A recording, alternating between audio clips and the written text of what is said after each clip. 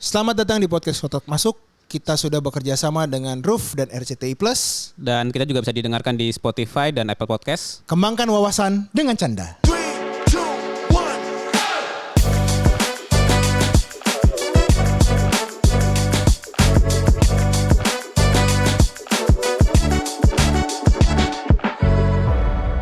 Waduh, Wadap. kok mau jadi wadap?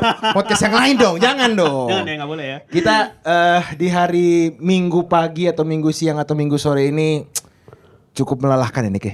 Lelah kenapa nih Bang? Besok kerja Besok masalahnya. kerja, astaga. Gua kira besok itu masih libur bersama, ternyata salah. Nah, kita hari ini ada di markas Comika. Siap dengan audio dari Soundlit. Pakai Luar T, biasa. bukan pakai D ternyata. Ya, gua akhir-akhir ini kemarin pas lebaran ini, Ya, kita harus melanjutkan lagi diskusi terkait playoff. NBA. Karena episode time out kita yang kemarin dengan Bung Febri cukup Banyak yang dengerin ya? ya hampir satu kelas penuh lah ya. Satu Iya, iya. kelas kuliah kita penuh lah ya. Kalau ngomongin basket tuh kayaknya tuh banyak jiwa-jiwa yang terpanggil gitu. Betul, karena biasanya kalau kita ngomongin hal yang banyak fanbase-nya, Iya. itu biasanya rame tuh. Nah, besok berarti kita harus ngomongin JKT48. Basket kan udah kan. Iya, iya. Boleh dong grup-grup wanita ini kita panggil ya kan. Betul, tapi cara ngejelasin ke pendengarnya gimana nih? Bisa. Bisa Nanti ya. kita sekalian joget-joget ski-ski. Oke, Yoi. siap. Suki-suki dance. Kita panggil dulu nih teman kita nih. Kita panggil lagi Bung Febri. What up? Wih, banyak lagi. Ini lama-lama salam olahraga nih. Bener. Gimana, Feb? Baik, gimana? Baru menang nih Mavericks. Eh, Jadi sombong. happy nih muka. Langsung sebagai Iya. fans Maverick yang hampir kehilangan harapan gitu. Ternyata masih bisa akhirnya menang. Hari ini emang hari penuh harapan. Wih. Philadelphia hampir di sweep, menang juga tadi. Iya, iya. Jadi Mantap, hari ini mantap. pagi tadi kebetulan ya ada pertandingan NBA di semifinal conference. Ada Miami Heat lawan Sixers, ada Phoenix Suns lawan Dallas Mavericks. Yang kebetulan yang menang home ya berarti ya. Home dua. Yang kandang yang menang. Emang luka ya. Yo. Luka Doncic itu tuh aduh ngiri-ngiri sedap ya, Feb. Wih, luka yang kau rasakan. Iya. Bang. Gila dia terpanggil banget ya kalau ngomongin Dallas ya. Cuman kalau lu lihat sekarang Feb dengan komposisi playoff sekarang nih lebih menariknya gimana Feb? Dengan Feb yang sekarang kan ibaratnya kan kalau tahun lalu kan masih semi bubble lah ya. Sekarang kan full supporter udah bisa masuk kan. Itu membawa impact yang berbeda gak sih di playoff sekarang menurut lu? Beda jauh. Kalau di bubble itu lu kayak main di orang-orang tuh ngomongnya kayak lu main di gym kosong. Oh. Kayak latihan Iya, gitu. iya. Jadi ketika lu unggul banyak tuh penonton nggak roaring gitu Yes, kayak wah sehingga jadi kayak lu ya oke lah yang penting masuk, yang penting bench lu bisa Oke. ya weh bagus menang. Kalau sekarang lu ketinggalan jauh, fans lu masih teriak-teriak, semangatnya masih gede. Dan sayangnya fansnya basket sekarang agak aneh nih. Kenapa tuh? Banyak yang head speech, banyak yang mau lari ke lapangan ya kan di Oh, masa-masa. iya. Iya dong kan di saat yang tadi Fabi bilang kan ini kan udah bukan gym kosong lagi nih. Tapi yang lucunya itu bukan bench yang murah ya masalahnya ya. Yang dia Side nonton court kan ya? yang side corner kan. Di pinggir lapangan langsung. Ibaratnya orang yang berduit loh yang melakukan Iya. itu gitu. Itu memang ada kayak gitu ya Fepe. Itu kemarin kejadian di Memphis lawan Minnesota. Yes. Jadi itu ada kasus kalau nggak salah pemiliknya Minnesota itu dia kayak ada apa? Jadi itu kayak aktivis hewan gitu yang bilang lu ngebunuh banyak burung nih. Jadi kayaknya kemarin kena wabah apa, dibunuhin semuanya satu ternak.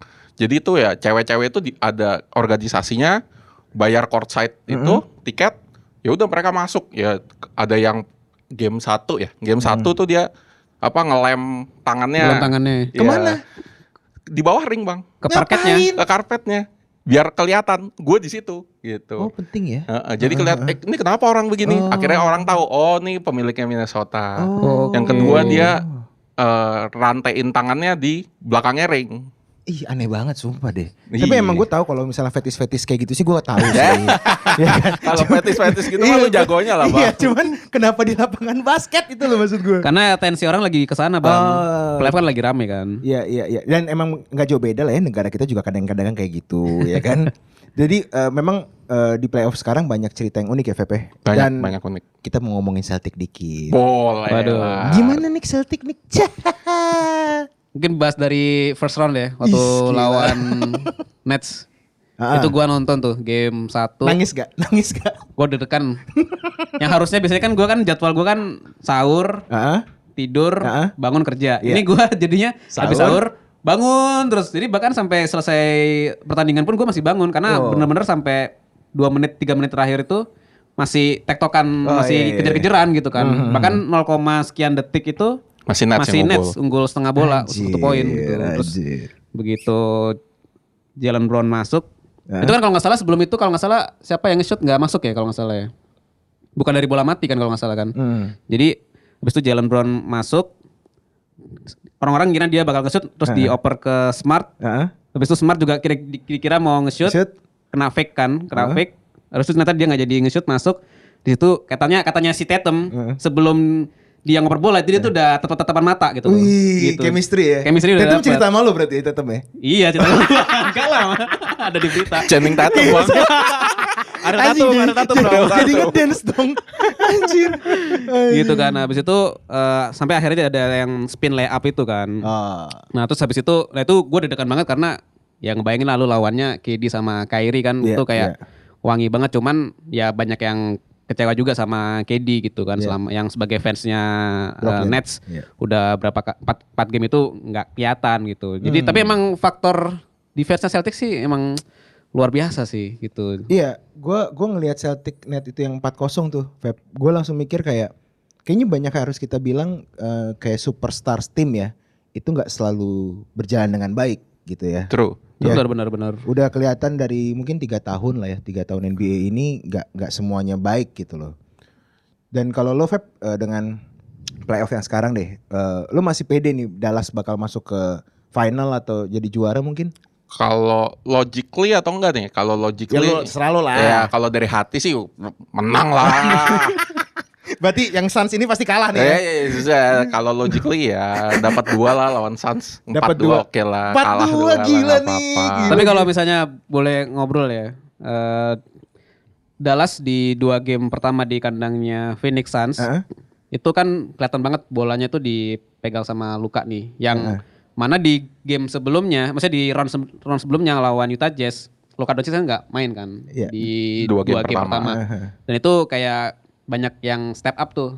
Nah, jadi sebenarnya menurut lu Luka Doncic ini jadi faktor bukan faktor X lah ya, maksudnya jadi faktor yang menentukan kemenangan atau jadi malah memperlambat sebenarnya?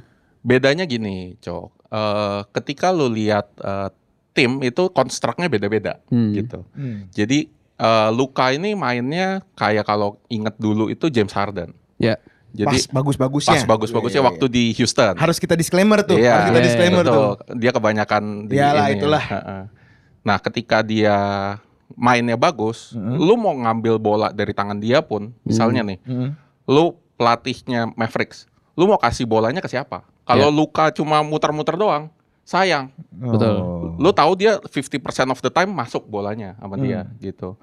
Kalau lu take away the ball from him gitu, siapa? Terus dia ngapain? Gitu. Jadi konstruknya itu beda. Ketika Celtics, lu lihat di sana yang megang bola tuh ada banyak. Betul. Dan akhirnya waktu awal-awal yang kayak Bang Moses bilang, udah say goodbye nih sama Celtics waktu Desember ya kan? Nah, terus dia trade. Dia melakukan trade Schroeder. Dia buang Schroeder tuh. Point guardnya dia buang. Akhirnya yang pegang bola pertama Smart. Iya betul. Ya kan? Ketika Smart bawa bola, itu semuanya udah tahu oke, bolanya bakal muter. Ketika Schroeder itu dia mainnya kayak Luka. Dribble. Kalau gua ngoper kayak Rondo lebih tepatnya. Kalau gua ngoper itu nggak jadi assist, gua nggak mau ngoper. Iya. Gitu. Jadi ketika sekarang dibuang tuh yang pegang bolanya terus, akhirnya jadi bagus timnya. Gitu. Tapi kalau Luka itu tadi pun dia akhirnya di quarter 1 nggak pegang banyak bola. Ada adjustment lah ya. Ada adjustment, makanya bisa menang. Jadi karena di game 2 terakhir itu di fourth quarter, bayangin, lu sebagai tim, lu masukin bola 85% field goal. 50%. Itu Phoenix Suns lawan Mavericks. Kenapa mereka bisa gitu? Mereka nyerang Luka. Oke. Karena lukanya capek bawa bola terus. Iyalah, kalau terus-terusan mah lelah dong. Betul. Lelah dong kalau terus-terusan. Iya benar. Tapi ya itu konstruk kalau untuk jadi championship team belum ada yang bisa sukses dengan lu satu Iya, orang iya. doang.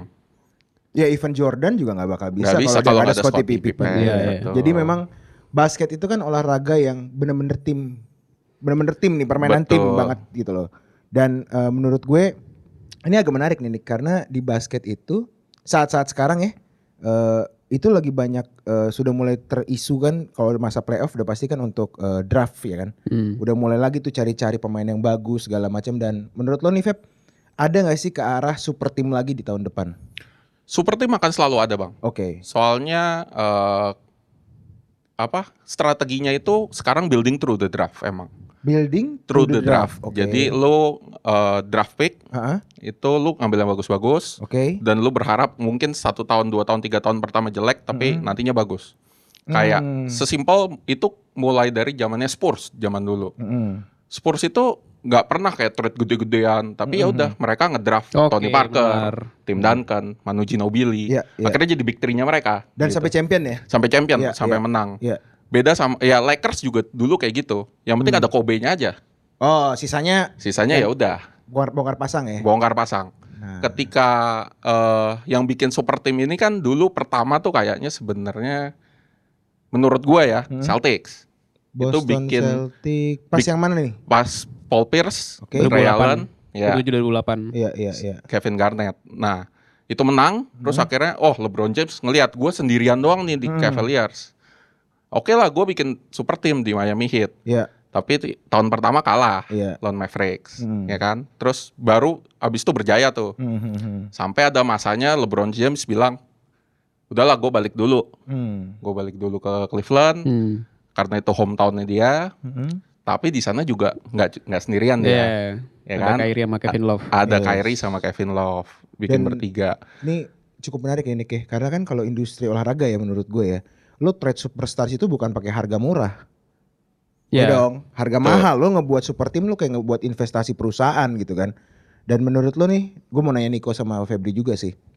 Duitnya dari mana sih nih kalau menurut lo nih si basket ini? Sebenarnya kan kalau regulasi di NBA ini kan lebih menarik dan lebih kompetitif dibandingkan liga lain ya di luar Amerika lah. Sorry, Oke, maksudnya kalau oke. di Amerika tuh lebih menarik karena dia ada salary cap kan. Kalau di sepak bola contohnya di Eropa itu kan ya kalau nggak ada aturan financial fair play itu orang sikat terus aja tuh bayar Oke, mahal. Nah, tapi kalau oke. NBA ini kan sebenarnya kan walaupun tadi lu bilang ada superstar, tetap kan dia ada cap yang di set sama regulasinya Iya, gitu iya, kan. Walaupun lu bisa lebih tapi lu bayar pajak lah gitu. Nah, Oh dia bisa lebih dari Bisa cash. lebih. Oh. Bayar luxury tax namanya. jadi contohnya di musim ini tuh ada 2 tim yang lumayan bayar banyak pajak untuk dapat superstar itu adalah Golden State sama Brooklyn Nets gitu. Golden State sama Brooklyn Nets. Oke, Nah, bahkan oke. Brooklyn Nets itu sampai rugi 2021 tuh dia rugi gitu. Wish. Jadi itu tadi superstarnya tuh memang bisa banyak tapi akhirnya mengikis sisa-sisa rosternya gitu loh. Sisa-sisa pemain yang bisa main tuh jadinya terbatas gitu kan. Ya contohnya paling gampang kayak Lakers waktu di bubble 2020. Itu Howard cuman dibayar berapa itu? Rondo dibayar berapa? Cuman demi biar LeBron sama AD itu bisa main bareng gitu. Oh jadi biar dapat nih ya. Ya. Berarti kalau misalnya ini bahasa umumnya lah ya. Kan gue kan gak terlalu paham-paham banget ya. Itu kalau misalnya cap itu berarti budget untuk belanja kan. Betul. Nah kalau kita ngomongin perusahaan nih. Kan gak cuma belanja dong. Iya. Pemasukannya nih Feb, menurut lo nih Feb. Gue soalnya kan kemarin juga coba browsing-browsing kan. Secara finansial, ini kan belum pernah banyak dibahas nih di podcast-podcast basket kan. Itu yang nomor 1 valuasinya paling banyak. Itu gue paling kaget loh. New York Knicks. Iya. Number 1 men, valuasi paling besar. Dan menurut lo kenapa Feb? Dia bisa jadi nomor 1 Feb? Jadi kita ada yang namanya market population. Jadi Itu apa tuh? Iya. seberapa banyak sih orang yang nonton di sana Oh, dan dia base-nya di New York di ya? New York. Madison betul. Square Garden. Betul, Oke, Madison Square oke, Garden. oke. Jadi semakin gede lu punya Populasi populasi orang, di sana, jadi lu bakal dapat lebih banyak juga, kayak lebih banyak juga duitnya gitu. Oh, yang nonton. Yang nonton. Oke, Jadi ada oke. TV deal, ada tiket sales juga. Oke. Ketika lu di yang kecil kayak Memphis gitu, ya orang mungkin populasinya dikit dan yang nonton basket kan nggak semuanya gitu. Oke. Dan New York itu dengan basket tuh deket banget ya ibaratnya ya. Betul. Dengan olahraga sih. Dengan dia olahraga, lebih iya, tepatnya. dengan olahraga. Jadi kayak Iya, Yankees, Yankees. Ah, iya, iya. juga oke tuh. Karena menurut Forbes ini nih di tahun 2021 valuasinya nyampe 5,8 miliar US dollar, men. Yes. Itu gila, men. Iya. Dan gak pernah menang. Masalahnya tim ini tuh gak pernah menang gitu loh. Kalau misalnya nomor 2-nya Golden State, mungkin gue masih paham. Dia berapa kali championship kan? Ya dia dapat. Ya lu pasti kan beli jersey yang tim yang menang dong, atau enggak yang starnya. New York Knicks, come on man. Dia pernah Tapi juara gini nggak sih Bang, Atau jadi gimana? dia tuh sama kayak bola juga mirip-mirip. Ah. Jadi dapat duit paling banyak tuh dari rights atas TV-nya. Oh, hak atas siar, hak siar Iya, ya. hak Oh, itu mahal tuh ya. gede gitu. Nah, makanya tadi nyambung sama Febri. New York lah ya. Kita bicaranya nggak New York Knicks karena di New York tuh ada 2 tim sebenarnya, ada New York sama Brooklyn. Itu dia penduduknya kan banyak yang di sekitar itu. Jadi ketika kita pasang brand sponsor di dalam TV atau di dalam arena NBA, ya otomatis dia dapat berhak paling banyak tuh, dapat shares-nya gitu. Nah, Dan itu jadi pemasukan. jadi pemasukan Oh, selain tiket, oke. merchandise dan seterusnya Oke, gitu. oke. Tapi ya ini bisa jadi bahan diskusi nih, kenapa valuasi paling tinggi tetapi performersnya belum tentu sama gitu kan. Karena kan rata-rata ya kalau kita jadi owner sebuah klub sepak bola lah atau owner klub olahraga ya, Iya. lo kan pingin jadi juara gitu loh. Betul. Tapi kalau gue ngeliat kayak gini dan gue jadi investor Unix, gue lo masa juara lah ya Yang kan. penting duitnya- Yang penting duitnya kan dateng kan. Bener Profitnya nggak, Beb? gede. Maksud gue gak mesti tim juara itu kaya. Ya kita ngomongin kan kaya dari sisi valuasi ya. Bukannya kalau ngomongin profit margin ya itu kan bisa naik turun tergantung lo belanjanya tadi Yeah. kan, ada capnya tadi kan. Dan ini yang menarik, nomor satunya itu si New York Knicks, nomor 2-nya Golden State, nomor 3-nya Lakers.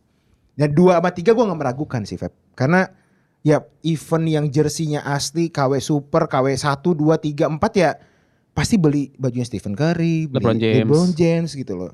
Nah, ini gue masih, New York Knicks ini, lo pernah gak sih dijuara menurut lo Feb? Kayaknya dulu pernah ya. Atau enggak? Gue lupa sih. Lu Tapi juga udah lama. gak inget kan? Lu juga gak inget Udah kan? lama banget ya. Dan ada gak pemain New York Knicks yang lo tahu? Yang Sekarang? sekarang. Gue tahu sih. Siapa? Julius Randle, gue tahu. Oke. Evan Fournier, gue tahu. Derrick Rose. Dan tapi Derrick event Rose, playoff dia gak betul. masuk kan? Nggak masuk. Anjir. Tahun lalu dia masuk. Tahun lalu dia masuk. Tahun lalu dia masuk. Wow. Tapi dihajar habis-habisan sama Trae Young. Iya, Oh. justru yang Atlanta menariknya Hawks. nih Bang. Hah? Tadi kan lu bilang New York Knicks valuasi nomor 1. Yes. Malah nggak main di playoff Iya, kan. iya. Ini valuasi paling rendah. Gue lupa antara New Orleans Pelicans ataupun Memphis Grizzlies. Itu Grizzlies lah contohnya lah ya. Itu malah nomor 2 se-NBA rankingnya. Yang mana nih? Maksudnya yang paling rendah? Iya, valuasinya paling rendah. Levelnya pasti rendah. Tapi ranking di NBA nomor 2. Wah gila ya. Si Memphis. Memphis Grizzlies. Itu yang si siapa tuh? Yang Jamoran. Yang rambutnya kayak jagung kan? Iya, Nah, betul. gua harus agak-agak ini. nih. Ingat jamuran aja bang. Jamuran. Jamoran. Tapi loncatnya ngeri Oh sih. yoi. Gue baru tahu beruang itu loncatnya tinggi. Gue kira Minnesota Timberwolves yang tinggi-tinggi ya kan. Iya, iya. Beruang cuy, tinggi banget loncatnya. Dan dia menurut gue mungkin di tahun 2022-2023 nanti yang baru ya, season yang baru nanti nih bisa jadi nomor 1 nih. Karena kan dia dari yang bawah tiba-tiba kan masuk playoff kayak gini kan. Maksud gue kan dia juga digadang-gadang kan bisa masuk final malah si Memphis ini kan. Bisa. Tapi ya balik lagi, kuncinya sebenarnya bukan financialnya, tapi lebih ke dari manajemen sampai ke coaching staffnya tuh yang paling penting sebenarnya. Oh makanya si LeBron James dianggap sebagai GM lah ya sekarang. Nah itu dia, itu Bener gak? jadi polemik tuh. Gimana Feb menurut lu Feb? Lakers susah sih. Karena mereka harus buang Westbrook pasti. Russell Westbrook mereka harus Untuk buang. jaga cap tadi. Iya, dan karena itu eksperimen menurutnya. Oh, oke. Jadi kenapa mereka ngambil Westbrook waktu itu adalah pemikirannya LeBron udah tua, nggak bisa main 82 games. AD sering cedera. Oke. Jadi dia mesti cari superstar yang bisa main terus 82 games. Makanya mereka ngambil Russell Westbrook. Tapi ya kenyataannya Russell Westbrook nggak bisa ngangkat Lakers. Iya Gitu. saat sekarang belum bisa dia. Betul. Sehingga mereka harus trade nih kalau Lakers. Karena gue percaya olahraga itu sebenarnya di-trigger sama ekonomi yang bagus juga nih. Karena percuma juga kan, lo juara nih, tapi valuasi lo nggak naik-naik kan, lo mau belanja dari mana gitu loh. Ya contoh kayak IBL Indonesia aja sih sebenarnya sih. Wah itu bener sih. Gue tadi mikir even jangan IBL, kita ngomongin sepak bola aja Jakarta. Dulu sebelum ada Rans football yang peak cuman satu loh, Persija doang kan. Iya betul. Ya kan? Sekarang udah ada dua nih. Ibaratnya kalau revenue streamnya atau bisnis modelnya semua orang paham gitu ya, atau nggak si pengelola bisnis ini paham, ya lu bisa dapat duit nggak cuma dari champion kan, dari jersey, dari hak siar. Justru dari penjualan tiket sama itunya shares of rights apa atas broadcastingnya itu sih yang banyak. Iya, dan penjualan tiket di masa sekarang kan udah new normal lah ya. Menurut gua harusnya Jakarta International Stadium itu tuh bisa jadi sumber revenue yang besar kan. Ya kapasitasnya berapa misalnya gitu 10.000 atau 20.000 orang beli tiket bersamaan bayar cash kan nggak pakai TOP dong, mereka bayar tiketnya kan. Ya dong, nggak mungkin minta TOP 30 hari dong. Itu cash datang di situ kan gede banget men. Tuh. Tapi ya sepak bola emang dari dulu mah udah banyak peminatnya sih Bang, banyak penontonnya. Cuman kalau bicara basket IBL ya agak kesusahan sih mereka. Bahkan ya sampai ada, kalau kita dengar kan ada perpindahan dari apa tuh dulu Kobatama Ya, ke IBL. IBL. Nah itu kan berarti kan secara organisasinya juga tuh masih mencari bentuk yang pas gitu loh. Bahkan untuk memonetize klubnya aja mungkin kayak sekarang ini jujur aja ya, gue kalau nggak nonton Deddy Sumargo, gue juga nggak tahu ada pemain yang namanya siapa gitu kan di IBL kan, gitu. Dan Feb, kalau kita ngelihat bisnis case-nya dulu deh ya. Bisa kita balik ke New York Knicks nih. Madison Square Garden itu kan tempat tuh legend banget. Tuh. Populasi New York sama Jakarta mungkin lebih gede New York ya. Ya. Jakarta, tapi Betul. kalau ditambah Jabodetabek ya kalah mereka kan. Dan Ya. menurut lo nih Feb, kalau kita tadi Niko udah nyinggung IBL, gue mau nyamain gini. Bisa nggak sih olahraga di Jakarta aja ya, basket gitu ya, segede New York Knicks? Dia nggak perlu menang nih. Maksud gue kan kalau lu udah ada duit besar, orang akan ikut, ngerti nggak? Maksud gue, lu nggak usah banyakin, oh pokoknya pasti menang semua nih tim atau enggak. Kayak contoh kalau kayak kita kan basket itu di Jakarta kalau nggak salah Pelita Jaya. Ya. Sama misalnya Satria Muda, kan dua-dua itu mulu gitu loh. Tapi kalau ngeliat valuasinya nggak bisa segede New York Knicks gitu loh, Feb. Bedanya apa sih Feb menurut lo Feb? Jadi lucunya kalau ini kan valuasi dari Forbes ya. Ya dari Forbes. Metodologinya itu bukan kayak kita-kita yang kayak biasa nih. Oh, oke. Kalau kayak kita-kita biasa kan ya kita hitung DCF gitu kan. Baru abis itu kita bandingin sama market multiples Ya, gitu ya. kan. Kalau Forbes ini pakai market multiples. Oh. Jadi langsung revenue dikali berapa gitu. Jadi ya gampangnya ngelihatnya langsung dari populasi. Revenue mereka berapa sih? Gitu. Dan kenapa valuasinya tinggi? Ketika lu main di New York sama lu main di Memphis, itu sponsor bakal datang dari mana? Oh, I see. Gitu. Kayak MS Glow mungkin ya. Ya kan di New York juga tapi Times Square. Oh iya, Times Square benar, ya dong. benar. Aman kan? Benar, Aman benar, kan? benar, Bener dong kan benar, itu kan seakan-akan branding itu ada di New York. Betul. Bener kan? Iya, Oh, iya. jadi maksud lo dia Jadi lebih ke arah gini. Salah satu alasan kenapa LeBron James itu pindah ke Lakers itu karena dia mau main Space Jam 2. Oh, ada Karena- salah satu itu ya. Karena syutingnya di LA. Oke.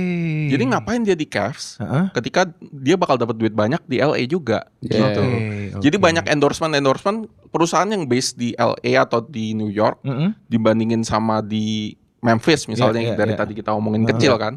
Itu perusahaan apa Oh. gitu. Kayak lu di Jakarta sama lu di misalnya Palangkaraya lah. Oh iya, Palangkaraya gitu. ah. Misalnya kayak perusahaan kalian dulu nih. Iya, iya. Yang di Sunter, Ya, yang di Sunter lah. Sunter ya, Sunter, yang di Sunter gitu kan. Lu mau sponsorin yang mana? Oh. Lu mau sponsorin yang di Jakarta atau yang di Palangkaraya? Karena brandnya langsung lebih banyak ditonton di Jakarta secara populasi ya. Betul, Oke, gitu. Marketnya oke. aja sih, Bang.